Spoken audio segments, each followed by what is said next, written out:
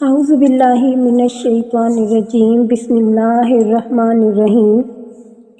محترم بھائیوں اور بہنوں، آج کی یہ ویڈیو آپ سب مسلمان بہنوں اور بھائیوں کے لیے کسی تحفے سے کم نہیں ہے۔ کچھ ہی دن پہلے ایک شخص نے ہمیں کمنٹ میں رابطہ کیا اور ہم سے درخواست کی کہ ایسا وظیفہ بتائیں کہ جس سے میری ہر جائز حاجت پوری ہو جائے۔ میں بہت مجبور ہوں، بڑا پریشان ہوں، میرے بہت سے مسائل ہیں، میری ایک خاص حاجت ہے۔ اب وہ حاجت اس کی کیا تھی یہ ہمیں معلوم نہیں، لیکن اس کی کوئی نہ کوئی تو حاجت ہوگی، اور شرط یہ ہے کہ اس کی حاجت جائز ہونی چاہیے۔ تو بے شک بہت سے مسلمان بہنوں اور بھائیوں کو یہ بخوبی علم ہے کہ وظائف تو صرف جائز حاجت کے لیے ہی کیے جاتے ہیں۔ پتہ نہیں اس شخص کی کیا حاجت ہوگی، لیکن اس شخص نے ہم سے درخواست کی کہ مجھے ایسا وظیفہ بتا دیں جس سے میری جائز حاجت پوری ہو جائے۔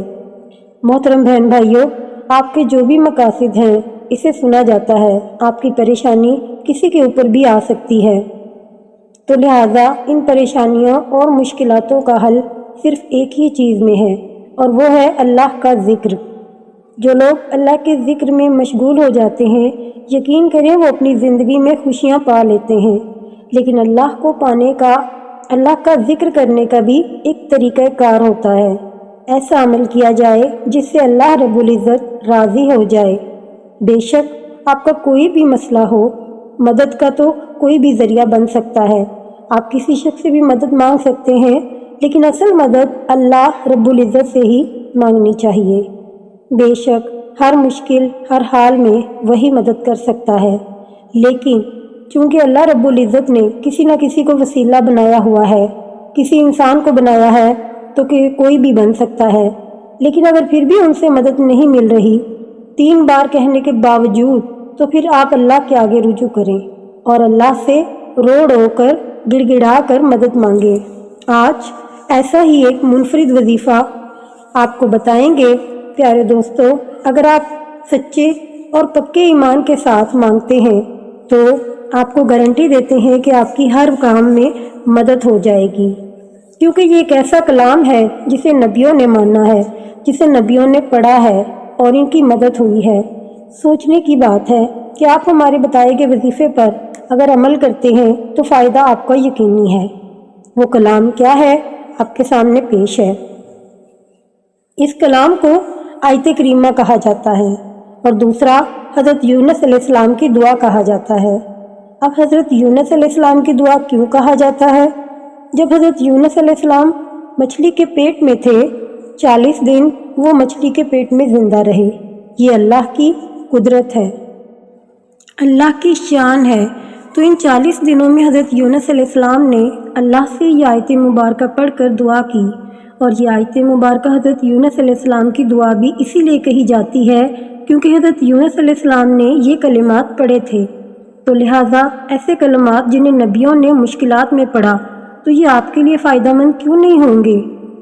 بات یہ ہے کہ ہم جن چیزوں پر عمل نہیں کرتے، جو ہمیں بتایا جاتا ہے اس پر عمل نہیں کرتے، ہم اللہ کے آگے جھکنے کی کوشش ہی نہیں کرتے، ہم اللہ سے مانگنے کی کوشش نہیں کرتے۔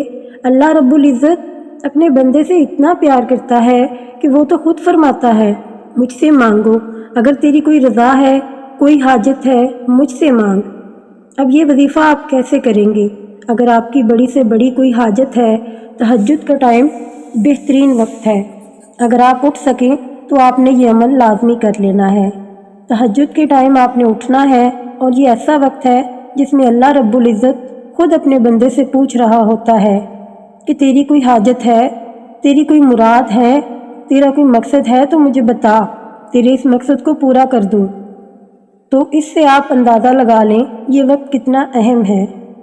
اللہ اس وقت اپنے بندے کے بہت زیادہ قریب ہوتا ہے، بہت زیادہ، جسے لفظوں میں بیان نہیں کر سکتے۔ تو جب اس وقت ہم اللہ سے مدد مانگیں گے، اور وہ بھی ایسے کلمات پڑھ کر جسے نبیوں نے پڑھا، تو آپ اندازہ لگا لیں یہ کتنے بڑے کلمات ہوں گے، کتنا بڑا فائدہ مند ہوگا۔ اپنے تہجد میں اٹھ جانا ہے، اور چاہیں تو آپ تہجد کی نماز بھی ادا کر لیں، کم از کم 2 رکعت نماز تہجد کی ادا کر لیں، اور یہ بات یاد رہے کہ حضور نبی کریم صلی اللہ علیہ وسلم کی فرض نماز کے بعد سب سے محبوب ترین نماز تہجد تھی۔ نماز کا تو اندازہ آپ لگا لیں کہ یہ کوئی چھوٹا عمل نہیں ہے۔ اگر آپ تہجد کے لیے اٹھے ہیں تو تہجد کی نماز بھی پڑھ لیں۔ تہجد کی نماز پڑھی، پھر آپ نے 3 بار درود پاک پڑھنا ہے۔